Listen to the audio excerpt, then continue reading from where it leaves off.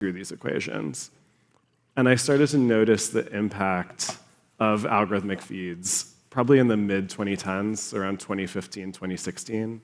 And the first sign that I saw was the kind of generic coffee shop, is what I call it. But it's an international design aesthetic of a coffee shop that's pretty recognizable. It has subway tiles on the walls. It has reclaimed wood furniture.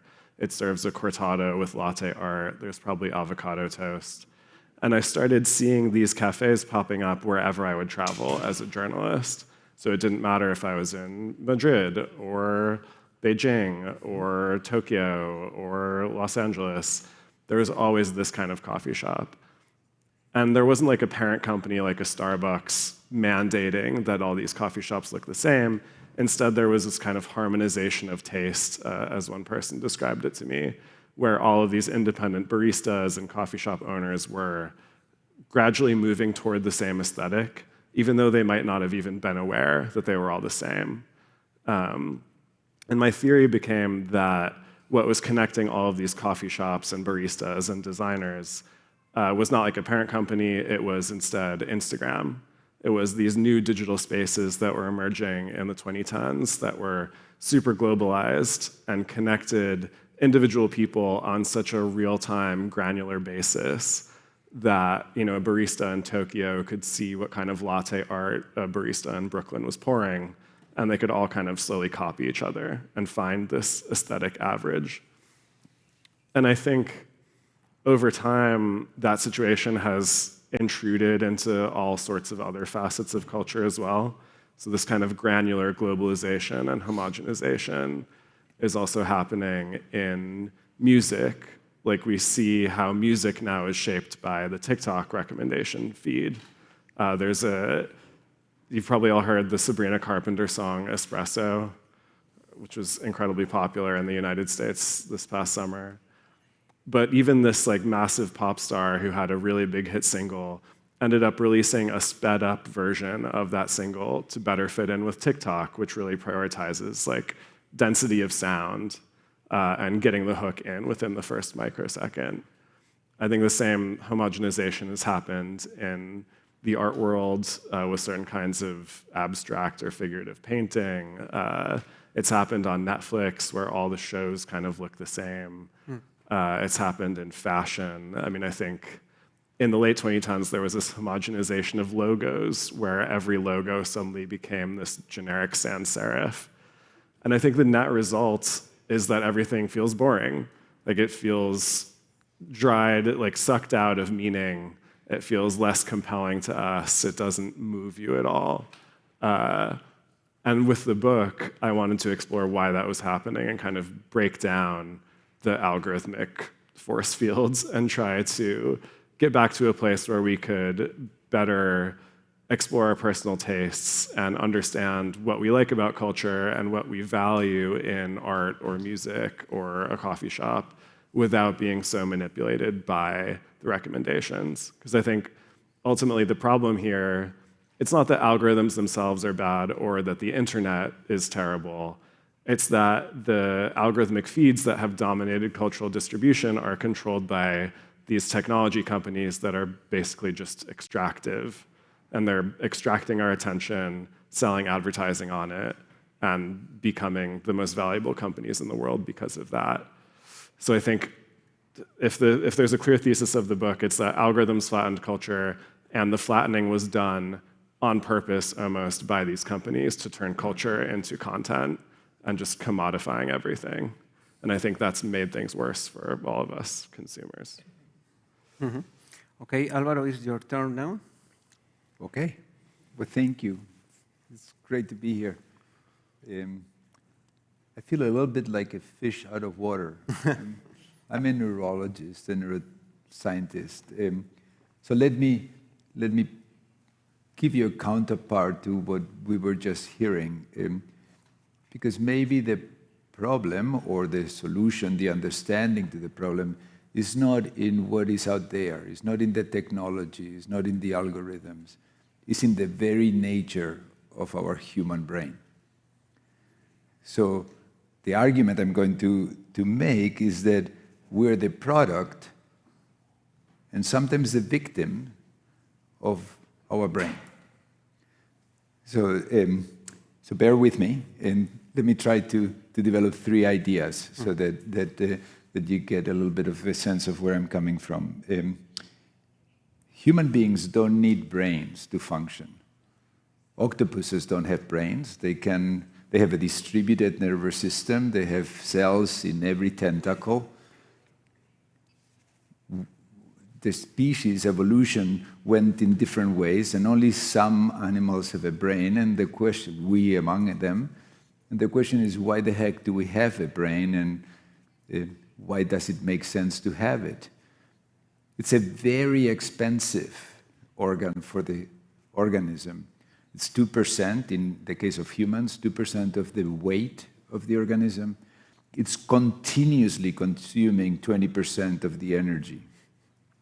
We're sucking energy into our brain when we're doing nothing. All the time is consuming 20%. And it's consuming 20% because it's continuously connecting. We're going to be talking about the internet. In the adult human brain, there are 3 times the connections of the internet. Now, that's a daunting number, but at 5 years of age, we have 10 times the internet in our brain. So we have a very expensive organ with an amazing number of connections that were designed to be lost as we grow. And final idea, they're never static. Every 5 seconds, the connections between brain cells change. Every 5 seconds. The stunning thing is that I remain, hopefully, the same person, sort of, that I came in here when I leave. Because in the time I'm speaking, in 5 minutes, divide by 5 seconds, that's how many times there is a turnover of the synapses. Every one of us will walk out of here with a different brain. So, posed with that very unique organ, with those very characteristics, why do we have it? We have it because we are social beings. We're designed to interact with each other. We're designed to influence each other. We're designed to entrain each other's brains. My brain, having heard Kyle, is now a little bit more Kyle-ish than it was before, literally, on brain physiology perspective. Your brain will be a little bit more Álvaro, for better or for worse. And that is an unavoidable reality. And that brain, in that unique physiologic functioning, makes up stories. We can't help but have a brain that generates stories. We're not a camera. We're not a receptacle of what we experience. Instead, our brain is continuously generating a hypothesis of the world and contrasting it. We don't remember what we experience. We have a percept of an emotion, and our brain makes up every single time a new version of that story. That's how the human brain works. It's an incredibly inventive, incredibly creative, continuously changing, influencing each other system. That's a good thing. When the influence becomes no longer your own control, when the privacy ownership of that characteristic is no longer mine, but it is of an institution, whatever the heck that is, in relationship to an individual, then we're victims of that same brain. Because, like I was saying, nobody should be telling me how my brain should be changing, and yet I'm exposed to influences that are essentially entraining activity in my brain without me being in control. And the pretense that we're controlling it because we're saying whether or not we want to have cookies or no cookies, that's just a joke. Most of us don't even understand what the heck we're saying yes to. So it is the very nature of what makes us unique that makes us flawed in the sense of manipulatable. And that ultimately, I think, should call not for a giving up of the technology, but for two things: regulations, rights, that consider the brain activity as a uniquely individual right and make protections to ensure it, number one. And number two, a different type of education that promotes human values, which haven't changed. They're the same as that they've ever been, but in an age of technology that has certain attributes. Okay. Álvaro, for breaking the ice, I'm going to propose you, both of you, a little challenge. Please do imagine yourself with your favorite device looking at a Netflix, Spotify, YouTube, or TikTok front page, just prior to watch or listen some content. What do you usually feel at this very moment, considering all that you know about these platforms backstages? I mean, I'm not asking each of you as a regular user, but as a writer and as a doctor. Do you have this oops, I did again feeling? Do you feel trapped somehow? Do you have no one of this feeling at all? Speak your mind, please. I mean, I will admit that I use TikTok too much. And so when I open TikTok, I'm kind of seeking a mindless state to begin with. Like, I want to displace my agency and my desires into the feed and see what the algorithmic feed spits back at me. So I think in that way, in a good way, in a good case, I feel surprised and delighted. I feel surprised that I'm being shown something that I had no idea existed, and yet it magically fits with exactly what I want to see somehow. That's the best case scenario. The middle case scenario is a cute dog video or something that's just generically appealing, and it's like watching a boring television show. Like, this is content that I can consume, and it's fine, and it functions as entertainment. And then in the worst case scenario, I think I feel deeply nauseated by how much agency I have given up to choose what I'm watching or to express my own desires, like for art or culture. And instead, I mean, I think everyone has a thing that keeps showing up in their feeds. Like, there's just something that you kind of don't understand, but it's always there. And for me, it's videos of people tiling showers. Like, something about the tiling and the geometry and the structure is just really appealing to me. And I see them and I'm just like, oh no, not again. Like, why is this happening to me? So I think I give myself up to that, and I make myself vulnerable to that state of being disgusted. What about you, Álvaro? So let me offer two different thoughts. On the one hand, I agree with what Kyle was saying. I mean, I think there is a mix of enjoyment and sort of second guessing of being the receptacle of whatever is being offered, right? And that's somewhat mindless, somewhat enjoyable, not very different from watching TV these days.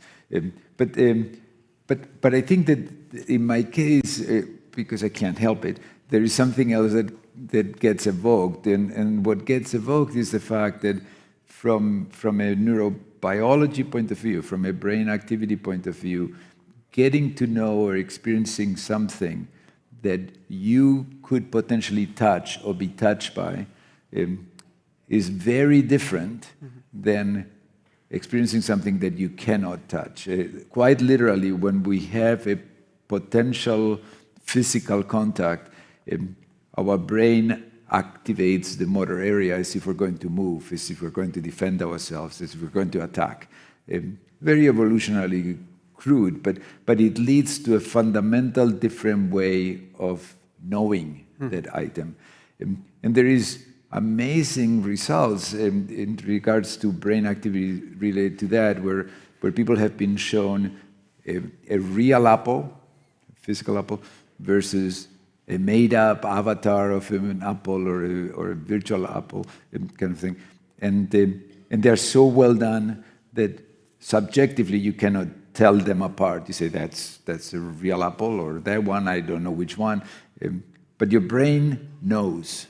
Your brain knows that apple differently, even though you don't. And so when I'm confronted with all this media and stuff, I always can't help but think, I sort of know, but sort of don't, what I'm really experiencing here because of that neurobiological reality. How do you value the impact of algorithms on the formation of our cultural preferences? Could you mention any paper or any research on your field which has measured the impact of recommender system in human brain, and if we are becoming into passive users, culturally speaking? I can start this time and you go afterwards. But again, remember what I was saying about the brain being changed by what we experience. That's not necessarily bad or good. It's just a fact. It's just a fact of biology. So you watch TikTok, you'll be changed by TikTok. You watch Instagram, you'll be changed by Instagram. Is that good or bad for you? I don't know. It's what is going to make you who you are, with the good and the bad. And so I think that's the reality, not just with the media and internet and all these influences, whatever algorithms they use, but with everything we experience. You go watch soccer, well, you'll be changed by that, watching soccer. And so I think that part of my core argument is not so much to think of it as a good or bad influence, but rather a reality of the world we live in. And then the question becomes, how do you want it to be modifying you, or how do you maintain core values and guidance in that context? Yeah, the influence seems kind of inevitable. I mean, if we look at digital platforms right now, they have overtaken television in some ways. Like YouTube is how people consume videos. TikTok is how people consume music often, or through Spotify.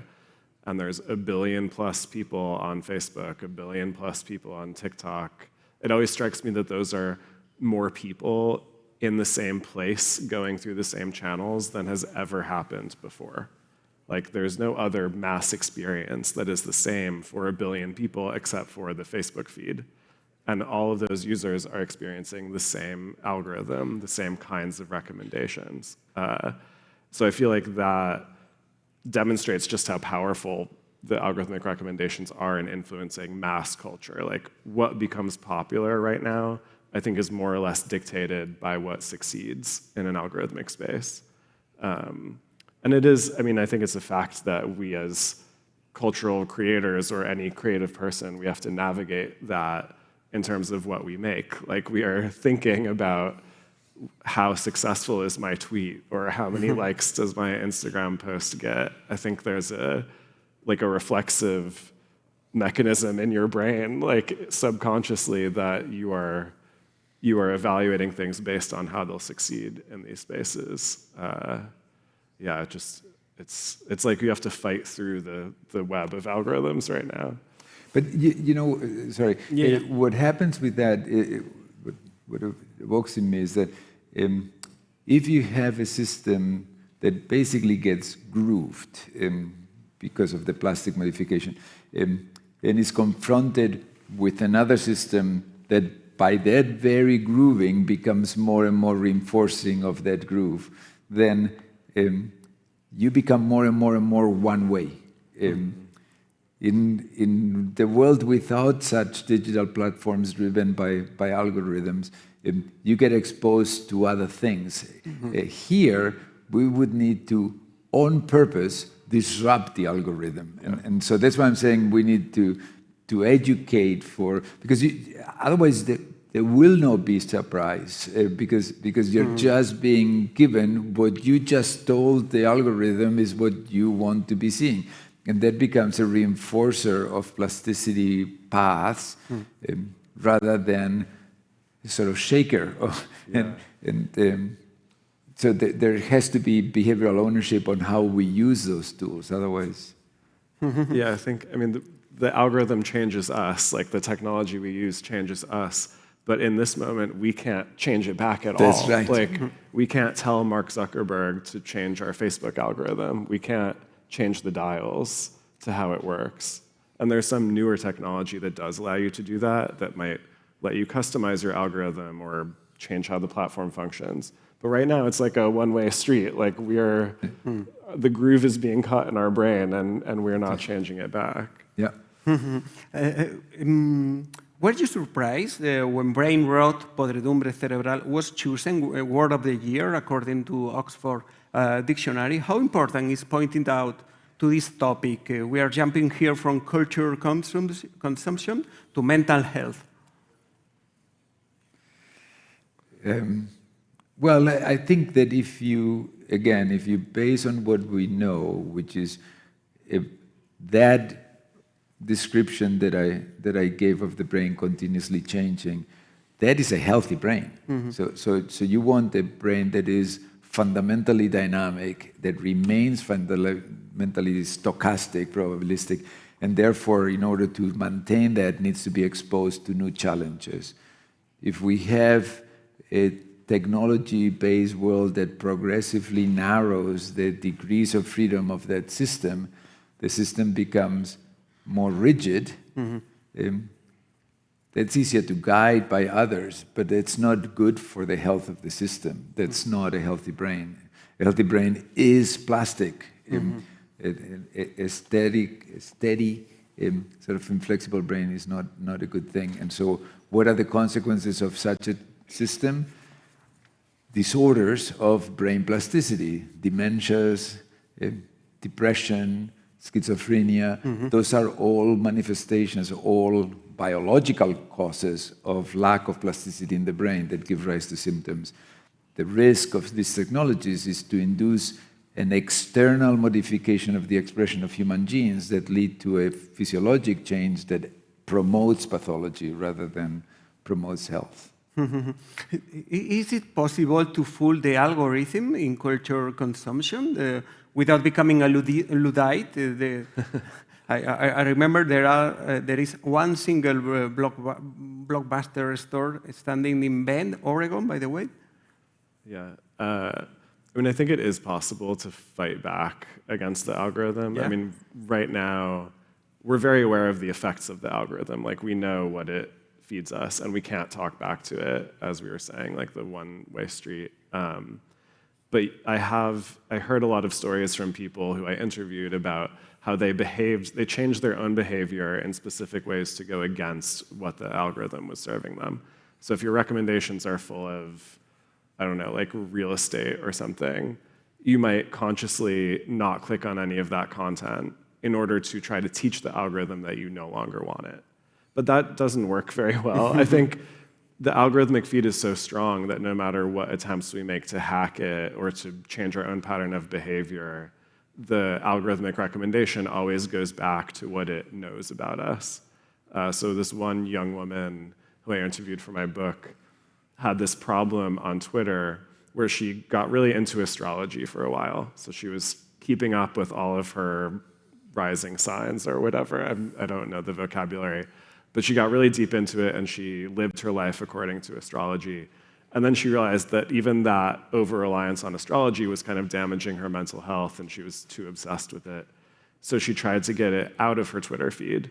She tried to block the content, she tried to mute various terms, and it just didn't work. Like, she could not tell Twitter to stop serving her astrology content. And so it kind of triggered her every time that it came back. So the problem might be that we can't hack it enough.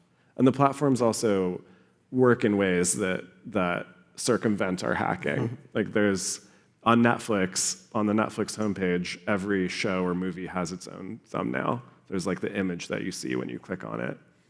And Netflix will change that thumbnail based on what it knows about you and which preferences you have. So even if you only like sports documentaries, Netflix might show you a romantic comedy, but put a kind of sporty image on top of it in order to try to sell it to you. So this is, like, even if you're trying to avoid the content that's there, the algorithmic feed might find a way to misrepresent it to you and use its information about you to get you nonetheless. And what about you, Álvaro? What are your strategies to avoid being addressed in one way specifically? I do think that by design, choosing to look at other things will change the offerings, right? And so I try to do that sort of regularly. But the other thing is to share your profiles, to do group profiles, right? So I have we have family feeds, and so that's awesome because all of this, and I know who they come from, but it offers me things that are not what I would have maybe resonated to, and it gives you a different experience. So I think, again, sort of, if you think of us as social beings, then maybe taking that to the next level and actually having joint groups rather than single profiles would be a way to create a more diverse persona, as it were. It comes with risks, right? Because then everybody in that group will end up being more similar. So we'll be having to have progressively more diverse groups. But I think there are ways to, given the algorithm, sort of try to modify it a little bit. Again, I think it's a next level to something that fundamentally is there. I think as parents to your kids, you think you get to know what they like, and you keep offering that they like, and in order to, in doing so, you mold them. So what can you do? Come up with something completely different. The algorithm on its own right now doesn't come up with something completely different. It's too grooved. So you need to actually force it to do so. Kyle, you mentioned that little trick from Netflix with the picture, with the tiny pictures. Netflix is going to introduce into its series what is known in the jargon as background viewing, which consists of incorporating direct references to the action in the dialogues of any plot to make it easier for those who are doing something else while watching. When TikTok was banned, briefly banned in the US weeks ago, comedian Michael Longfellow asked himself on Saturday Night Live, "What do we even watch during a movie now?"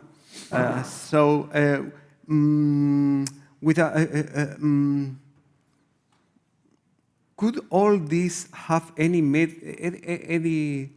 effect on our capacity to concentrate, this double level of watching? I think we're addicted to the content also. Like the bar has been raised so high in part by algorithmic feeds that in some ways we expect our attention to be completely absorbed. Like every trick used to keep our eyes focused and keep our brain from being distracted or bored. And that's why I think you get the second screen viewing or the background viewing thing, because if you are looking at your phone to get that drug of full attention, then you are not going to be focusing on the Netflix show in the background, and thus the Netflix show has to be more ambient and more passive and not stand out. Like it has to be even more homogenous fundamentally. The same trick is happening, I think, in the TikTok videos that are sometimes called core or various other things, but there's like one video as a background, like a wave happening on a beach, and then there's another video set within it of maybe a video game screen, and then there's another video within it of someone talking, and it's just this like complete mishmash of things to get your attention. It's like junk food engineered to engage you. So if we're used to that, if like that is the baseline that's going to get us paying attention, then what can compete? I don't know. And I think the way that we've become so trained to consume multimedia has meant that there's less reading going on, that text itself is less of an important medium. And we're relying more on people speaking out loud in conversations. And so I think it's, at least from my anecdotal perspective, it's changing how we think and like how we form our thoughts through these multimedia channels. It is interesting because this kind of competition for attention it's facing also the content creators. Right now there are a bunch of artists who are creating directly for the feed instead of for the public. Creators are losing decision-making power against streaming platforms and social media. Attention is becoming the most efficient way to reach the audience, instead quality or originality. In other words, no longer matter how good you are, but how viral you are. What would you say to creators right now? Well, I don't know. But I think it's worth thinking for a second about what do we know about attention and how it works. So because it's a little counterintuitive, right? So a lot of us think that attention, first of all, that stand-up comedian Saturday night is saying something that the brain can do, which is do something while watching a movie. Our brain cannot do that. You cannot be doing two things at once. We can't. Brain can't do that. What brain can do amazingly well is switch very efficiently between things. And there is pleasure in that switching. There is dopamine release that becomes addictive. So we actually enjoy the challenge of switching between things. When we pay attention, it's not that we activate something. It's not a flashlight that we activate. It's rather that we actively dampen everything else in the room. It's like we make it darker. So my brain right now knows exactly how many people are in this room. Now, I have no idea because I haven't counted, but my brain knows. But my brain decided that's not useful information. What you need to do is shut it down. And our brain operates with 80% of its energy, that 20%, being inhibiting. But that inhibition doesn't switch activity, therefore doesn't provide dopamine release. So what do technology get us hooked on?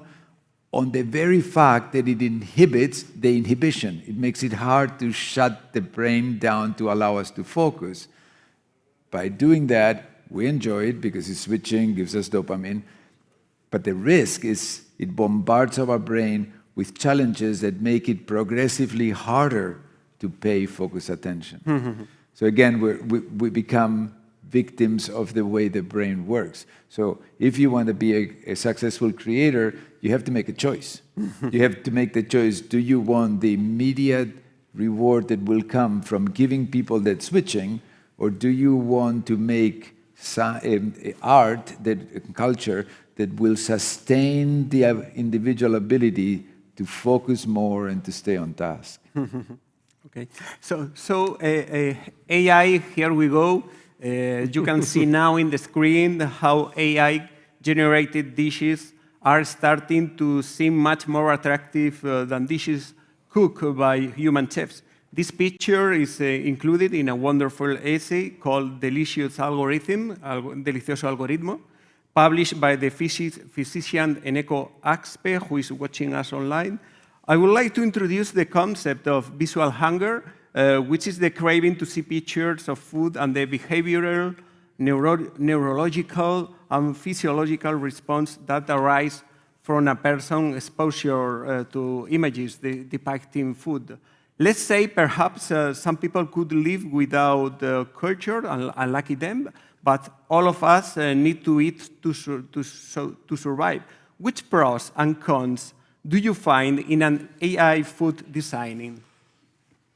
I mean, we're seeing the influence of generative AI in what we create now. Like, I think this new generation of AI users, which is kind of all of us, we're getting more accustomed to the kinds of aesthetics that AI spits out. We're getting used to the ways in which it generates infinite content without friction. And I mean, what strikes me in this image, I mean, it looks delicious on first glance, and then you start to notice the tropes of it and what's wrong with it. So for me, it's the aesthetic of the generic ceramic plate and the, incoherent bean placement and the mysterious bacon. But I also think, I mean, it almost works in a similar way as the TikTok video, and then it's just it's trying to trigger every sense that you have at once. It's trying, every detail is equally as prominent as every other detail. And I think that's one of the problems of AI culture, is that it has no intention, it has no decision-making, like almost the reverse of how we have to dampen everything else to pay attention to one thing. The artist has to cut everything else out and focus on the one thing they're trying to do. And AI cannot do that, short of an intentional human artist telling it to do that. And otherwise you get this result, which is just a mashup of archetypes and random tricks. Álvaro, you mentioned before how our brain knows how an apple fake. What your brain tell about this picture? Well, that's where I was going to go to. It'll be, I mean, I have to say, I look at it, I wouldn't be able to know whether it's AI generated or not, just by looking at it. But I wonder, to the point you were making, whether in a similar way the brain actually does know. And that would be an interesting question to ask to begin with. But then, if we knew what those differences are, it'll be interesting to see, can one leverage those for desirable outcomes? Now again, who makes the decision of a desirable outcome? I'm going to argue it has to be autonomous and therefore the individual. But that said, it might be a way to promote better eating habits or better amounts or better nutrition, or so there is any number of things you can envision that would be beneficial if appropriately regulated and controlled. And if we understood actually not just how we feel about it in our discourse, remember that's an interpretation that we make of what is going on in the brain, but actually if we knew what's going on in the brain. In a few minutes ago, you mentioned a wonderful application of AI systems in healthcare in Singapore. And on the other hand, you mentioned before the need of regulation in this area. How difficult is to find a balance in that way?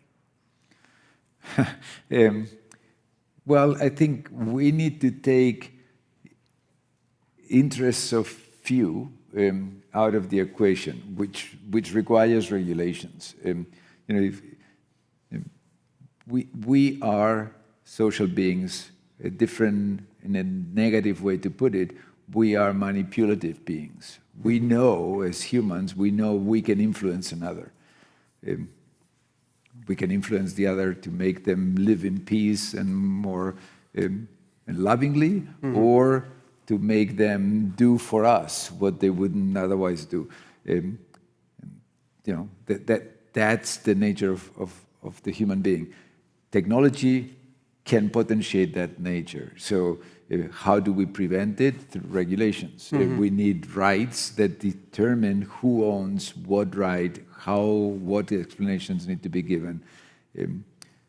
But within that framework, once established, you can use the technology for very positive things. I mean, you can imagine creating the application you're describing is actually working in Singapore, creating a nurse that you speak with, that knows you and only you, that you know her or him, and that is somebody you can interact with and gives you advice, and keeps learning about you, and you keep learning about them. You're modified by that person, but it gives you a partner in your healthcare realm. can imagine the self with a partner of yourself. This phone knows more about me than my wife does. I always say. So therefore, if I have a way to interact and control what it does, it would be really quite powerful. And I think that's where we're going, but it requires the regulations to not be used by external value. And there are lots of things we simply are not aware of. This phone knows a lot about me, but the ownership of it is Apple's. It's not Álvaro's, and that is a fundamental right of mine that is being violated. I'm allowing it to be violated, but that's, I think, part of the challenges we need to quarrel with. Yeah, speaking about that kind of personalization, like the nurse, the AI nurse who knows you, I do think one of the possibilities of generative AI is to make more customized technological experiences. Absolutely. Like the ways that we interact with digital platforms now, they're all the same. Like we all have the same Facebook feed. And it might look personalized, it might deliver me different things than you, but it's fundamentally homogeneous. But then if you look now at AI chatbots or like companion AI characters that are evolving, those are much more authentically different from each other. Those are evolving based on their user, they're developing different personalities and different functionalities. And I think that's a more genuine version of difference and like agency than we experience in digital platforms right now. But the balance is tough. Like you want to enable the user, you want to enable agency, and you don't want to enable the kind of dictatorship of a Silicon Valley billionaire, and that requires like public, like looking toward the public good, but also maybe just more possibilities for the technology that we have access to. So Blue Sky is a Twitter alternative, and it's decentralized, it's open source, and one of their main ideas is that you should be able to choose which algorithm you use. So you can change how the algorithm works, you can pick up someone else's algorithm, you can evolve your platform in the way that you want it to change. And I think that's a more human vision of this kind of technology. And if we're given that possibility, then as the CEO of Blue Sky told me, she wants people to vote with their feet. Like she wants the users to go where they benefit the most. So if we as users are more cognizant of where we're being taken advantage of, and we seek out these better spaces, then maybe the industry changes overall. Somebody in the audience wondered himself a few hours ago, what if OpenAI or DeepSeek launches tomorrow Cervantes GPT kind of? Here at the Círculo de Bellas Artes, there is a 24 hours reading of Don Quixote every year, so it's a very sensitive question. How far do you think we are from this scenario? Must we be prepared for Cervantes GPT? I mean, you probably, some of you probably have done a lot more than this, but you can write something and ask generative AI, and you pick your chosen one to turn it into the voice of Cervantes, and it will. It will remarkably well. I mean, you'll be stunned. I mean, I've done that with a few examples, and it works quite well. So I think it depends on what the question ends up being. But can you create a persona?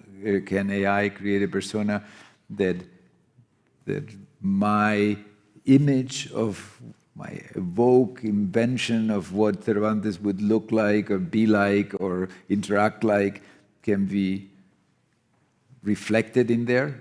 Sure. Mm-hmm. And it'll be particularly good if it's informed by my own reflections. And so over time, it will be a better Cervantes for me. It'll be a completely different person for Kyle, and it may not feel like Cervantes at all. But I think that's where the point is that we have the opportunity, if we understand enough and own the AI enough, to actually expand our reality, to really embrace our environment and shape it in a two-way street. We're being shaped by the environment right now because of the nature of our brain, but we have only limited influence on it. And I think that's going to change. And with that, we'll become more hybrid as human beings.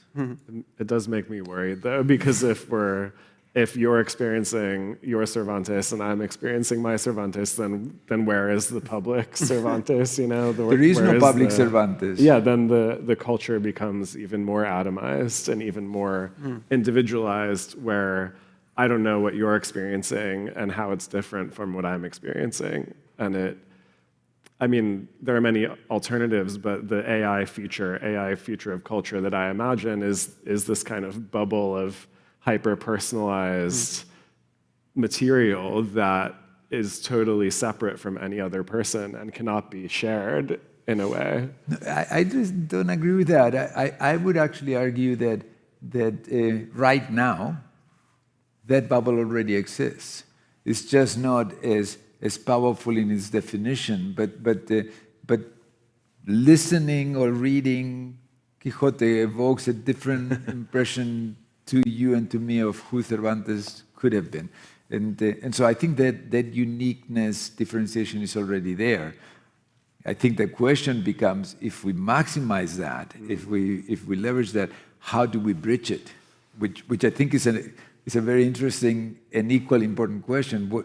What is the way that we can enable that environmental hybrid human to still interact with the other one in a sort of meaningful, interactive way that can give us a sense of reality, of truth. Yeah, of some joint collective culture. Right.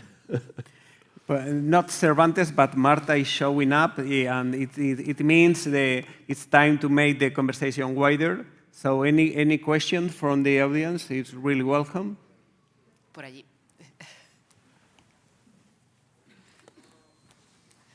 Preséntate brevemente para que te conozcamos. Preséntate brevemente para que te conozcamos. Hola, hello. Me llamo Miren Lausirica, trabajo en temas de creatividad y metodologías participativas, en Art for Life. Veo debajo del algoritmo del gusto, lo llamaría también el algoritmo de la culpa, porque una de las problemáticas principales del algoritmo es que nos enseña cosas que nos dice que no está bien ser quien eres, porque al fin y al cabo todas las personas somos diferentes, somos singulares, pero los modelos que se nos enseña siempre son o más guapos o son mejores padres y madres o son más tal o menos algo que tú.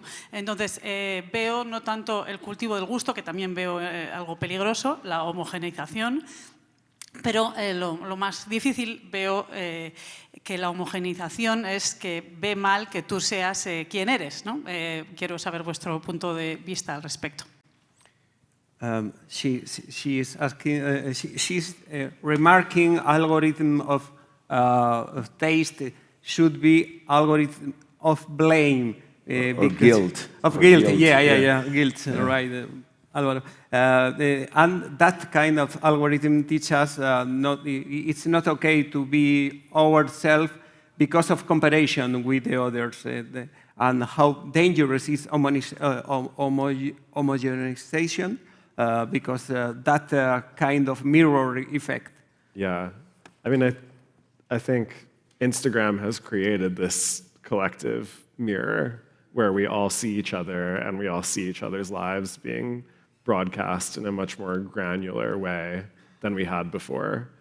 Like, there was no other way that we were all seeing 1,000 other people's casual photos from their life before Instagram. I think it was like the invention of the social photo as a phenomenon. And I think that it creates like a public arena in which we are always comparing ourselves to everyone else and judging, who's getting more likes, or even just being more aware of more other people's mundane, intimate lives by watching their Instagram stories. And I think it encourages that, like, a wider comparison with a wider set of people that expands beyond just who's in your geographical vicinity or like who you went to college with.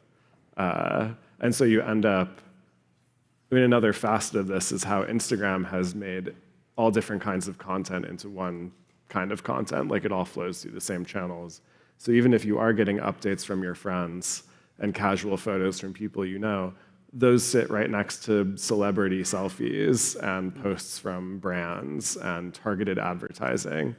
So I think it all amounts to this pretty unhealthy image or unhealthy channel that you consume all the time. And it existed before in a Vogue magazine.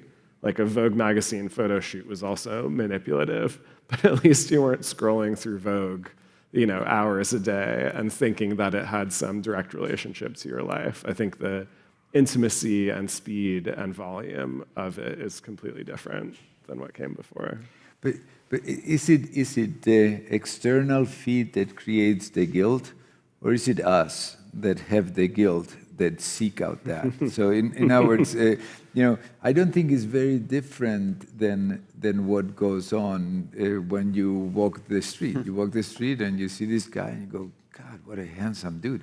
And wish I was like that, or what a nice coat. I mean, whatever. And now we are doing that a lot more if you engage in those things.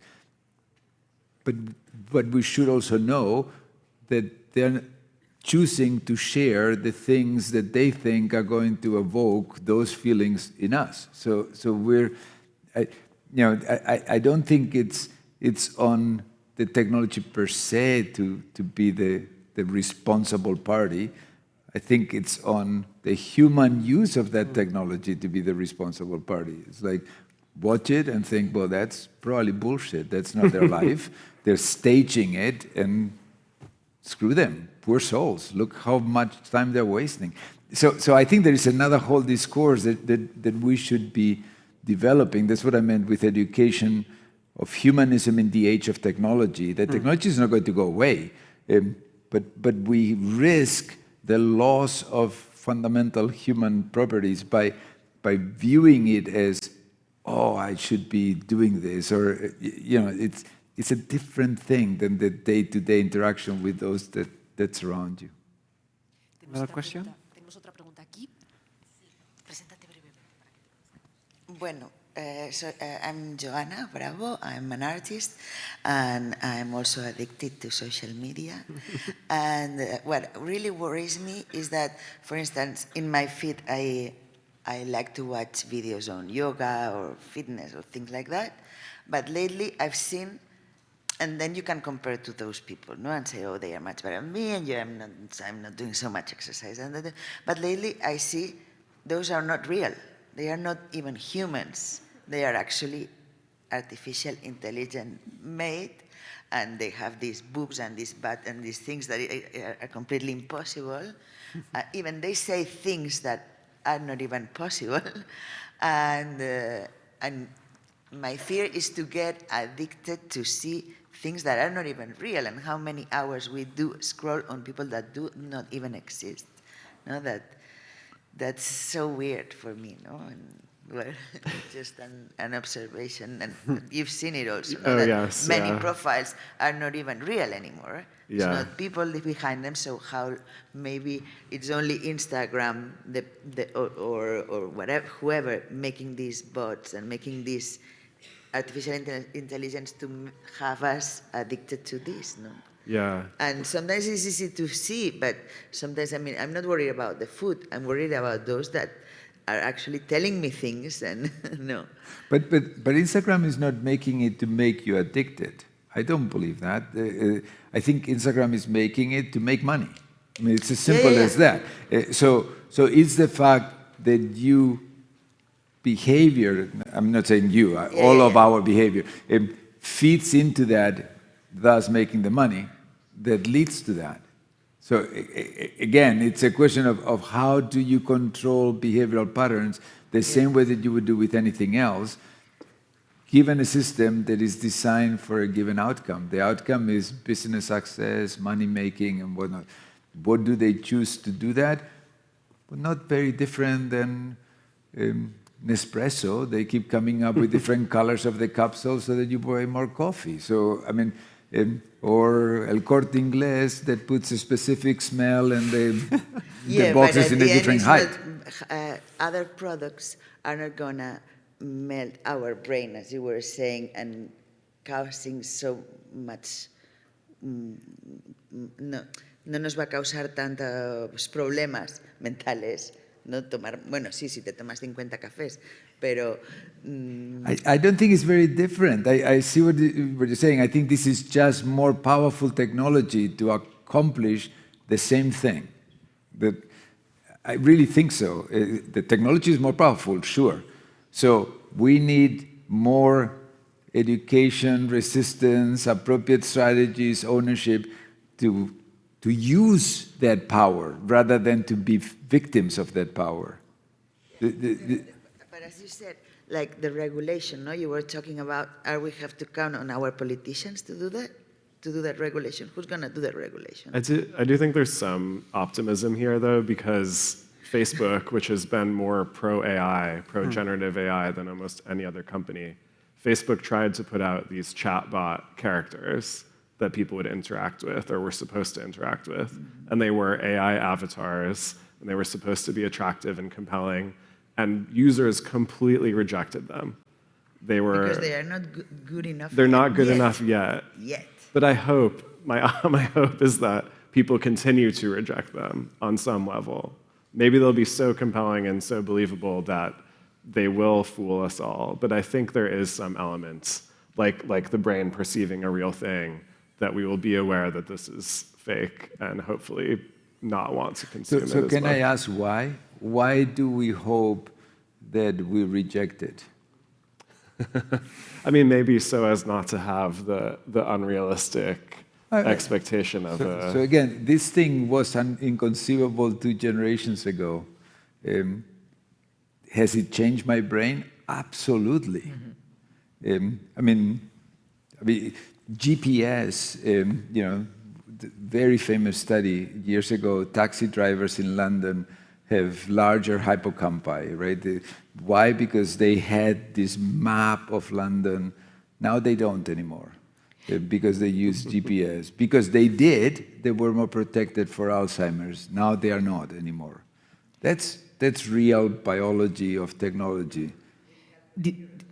Yeah, with calculators the same, with the keyboards the same, the thumb representation. So this, like everything else, like digital platforms, will change, is changing our brain. Disculpa, tenemos 4 preguntas más. No sé si nos da tiempo a las 4, pero vamos a intentar, porque el ponente de la siguiente mesa viene un poco tarde, entonces vamos a intentar daros voz a todas. Ah, no, era ella. Me he equivocado. Hola, buenas. Yo os voy a hacer una pregunta que no tiene que ver con vuestras narrativas, con lo que habéis hablado, sino con el discurso que no se ve, que eres un poco como el algoritmo, ¿no? El algoritmo de esta ponencia, ¿no? Que sois 2 personas hispanohablantes, solamente una en la mesa que habla, que es su lengua materna, creo que es el inglés, y todos los demás de aquí, la mayoría con nuestra lengua materna, que creo que es el español. Y me ha llamado la atención que se predomine el inglés, y luego me ha llamado la atención porque me he dado cuenta también, he observado a la gente en la ponencia anterior o en las ponencias anteriores que podían observar sus móviles mientras estaban escuchando las ponencias, mientras que en este momento solamente he visto como a 2 o 3 personas, perdonadme, he visto como a 2 o 3 personas cogiendo el móvil mientras escuchaban estas ponencias porque les estaban costando. No es lo mismo, ¿no?, que sea tu lengua materna, que no lo sea y que tengas que poner la atención.